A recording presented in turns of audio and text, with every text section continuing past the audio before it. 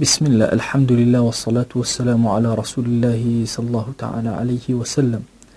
بەڕێزان و خۆشەویستانم، زۆر کات کە باسی عیبادات دەکرێ و بە کەسێک ئەوترێت چاکە بکە، یەکسەر عیباداتی شخصی لە نوێژ و ڕۆژوو و ذکر و ئەوراد و تاعەتەکان ئەمانەیەتە پێشەوە.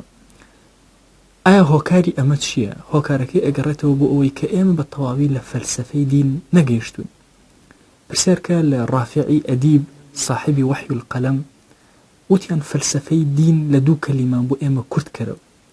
فەرمووی ئینەه ثەبات الئەخلاق، دامەزراندن و ڕاگیرکردنی ڕەوشتە بەرزەکانە. ڕەوشت تەنها بریستی نییە لە بابەتە جنسیەکان لەلای ئینسانەکان، نەخێر، بەڵکو بریتیە لە هەموو بوارەکان و کایەکانی ژیان. ئایا مرۆڤ ڕەوشتی لەگەڵ دایک و باوکیا چۆنە؟ ڕەوشتی لەگەڵ خزم و کەسیا چۆنە؟ ڕەوشتی لەگەڵ دراوسەکانیا چۆنە؟ ڕەوشتی لەگەڵ هەموو جێتی و دەوروبەر و کەون و کائیناتا چۆنە؟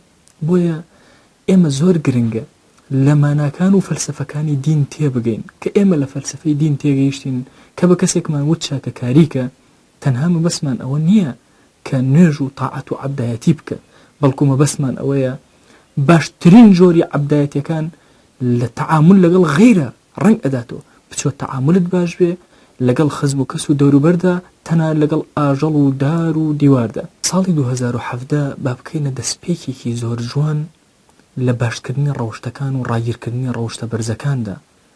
ڕەوشتەکان لەگەڵ خۆماندا، لەگەڵ ماڵ و منداڵدا، لەگەڵ دەوروبەردا، لەگەڵ مرۆڤدا، لەگەڵ ئاژەڵدا، لەگەڵ دار و درەخت و کەون و گێتیدا. ئێمەی موسڵمان پێویستمان بەوەیە نوێژەکانمان لە پێناوی ڕەوشتی بەرزایە، ڕۆژەکانمان لە پێناوی ڕەوشتی بەرزایە، حەجمان لە پێناوی ڕەوشتی بەرزایە. پێویستمان بەوەیە بە ڕەوشتی بەرز کە مەقاسید و مەبەستی سەرەکی عیبادەتەکانە خۆمان بڕازێنینەوە. خوای گیان ئەم ساڵی کە دێ بەسەرمانە باشترین ساڵێک بێ لە عیبادەت و تاعەتمانە کە بۆ تۆی بەرز ئەکەین.